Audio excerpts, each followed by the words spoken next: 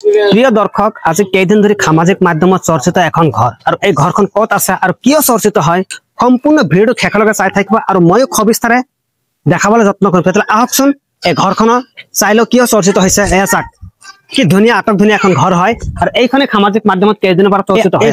ঘৰখন অৱস্থিত হৈছে বিশ্বনাথ জিলাৰ বিহালী সমষ্টিৰ অন্তৰ্গত নিজ বাগমাৰী গাঁৱত আৰু এই ঘৰখনলৈ উচ্ছেদৰ জাননী প্ৰেৰণ কৰিছে বিশ্বনাথ জিলা প্ৰশাসনে আৰু 15 দিনৰ সময়সীমা বান্ধিছে। ঘৰখনৰ স্বত্বাধিকাৰী হৈছে বিহালী সমষ্টিৰ 43 নং বিজেপি বুথৰ প্ৰেচিডেণ্ট হয় আৰু জৰাবাৰী গাঁও পঞ্চায়তৰ উপ সভাপতি হয়। বিশ্বনাথৰ বাগমাৰীৰ বিহালী সমষ্টিৰ অন্তৰ্গত নিজ বাগমাৰীত হয় আৰু ভিজিয়াৰ ভূমি 265 বিঘা ভিজিয়াৰ ভূমিৰ 400 অধিক বৃহৎ বিশ্বনাথ জিলা প্ৰশাসনে উচ্ছেদৰ জাননী প্ৰেৰণ কৰিছে আৰু 15 দিনৰ সময়সীমা বান্ধিছে আৰু যদি 15 দিনৰ ভিতৰত ভিজিয়াৰ ভূমিখন খালী কৰি দিয়ে বিশ্বনাথ জিলা প্ৰশাসনে বুলডোজাৰ চলাই নিজে খালী কৰিব। চাওক এই ঘৰখন চাওক কি আটক ধুনীয়া ঘৰ, আসাম টাইপ ঘৰ হয়, দেখিলে বহুত ভাল লাগিব, আপোনাৰ দুখো লাগিব, কিন্তু ভিজিয়াৰ ভূমিত হয়, চৰকাৰী ভূমিত। এয়া চাওক সম্পূৰ্ণভাৱে চালে ঘৰখন নিজ বাগমাৰী হয়, 65 বিঘা ভিজিয়াৰ ভূমিত পৰিছে আৰু 400 অধিক মানুহক বিশ্বনাথ জিলা প্ৰশাসনে উচ্ছেদৰ জাননী প্ৰেৰণ কৰি 15 দিনৰ সময়সীমা বান্ধিছে। চাওক এয়া ঘৰৰ ভিতৰত কিছু আংশিক দৃশ্যাংশ দেখাবলৈ যত্ন কৰিম, ভিতৰৰ পৰা কিমান আটক ধুনীয়া হয়। চাওক এয়া চাওক ঘৰৰ ভিতৰৰ দৃশ্যাংশ হয়, ভিতৰত সোমাই গৈ আছে, কি ধুনীয়া হয়।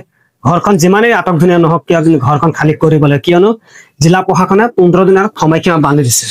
খুব সম্ভৱ 7-8টা কোঠালি আছে। চাওক এয়া কি ধুনীয়া ঘৰ, থাকেতো অসম টাইপ ঘৰ বনাব লাগিব, জানেই আপোনালোক।